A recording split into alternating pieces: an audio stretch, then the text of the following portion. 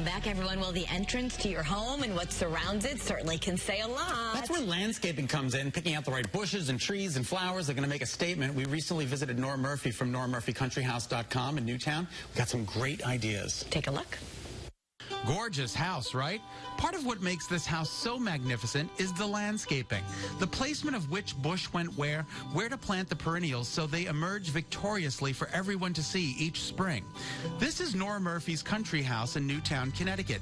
And today, she's sharing some of her landscaping tips with us. So the front of your house, Nora, you've done a lot of green evergreens. That way it looks good all year round. All year round. It's very easy. We just trim it, and it's a great foundation planting. It really kind of holds down the building, and I like to just keep it clean and neat, and that's it. It's a low maintenance solution. So if you're planning and if you're doing a little landscaping around your front of your house, go with the evergreens. Go with the evergreens, yes. Nora, I noticed symmetry here in the front of the house. Yes. That's important. For this house it is, because it's a symmetrical home. It's a 1767 salt box, so I wanted to mimic that and not take away from it. And I also here too started with foundation plantings that are evergreen. Again, they're beautiful all year round. And I made these little gardens within the boxwood. And in the spring, it's a variety of daffodils. The small garden tucked away amongst the bushes might not be visible from the road now, but not to worry. It will be come midsummer.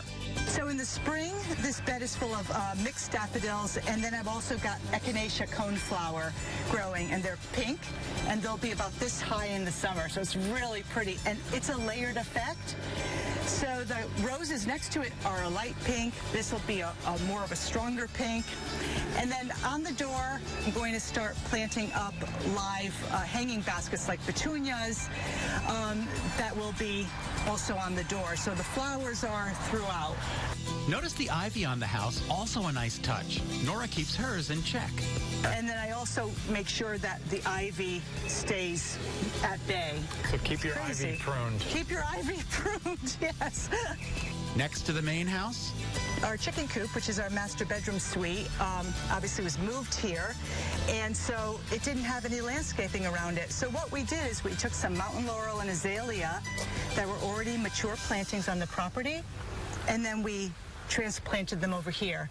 In front of the chicken coop, green, the power of green. Boxwood, fantastic. It really establishes, certain points. Now, Nora uses a different entrance to her house other than the front door.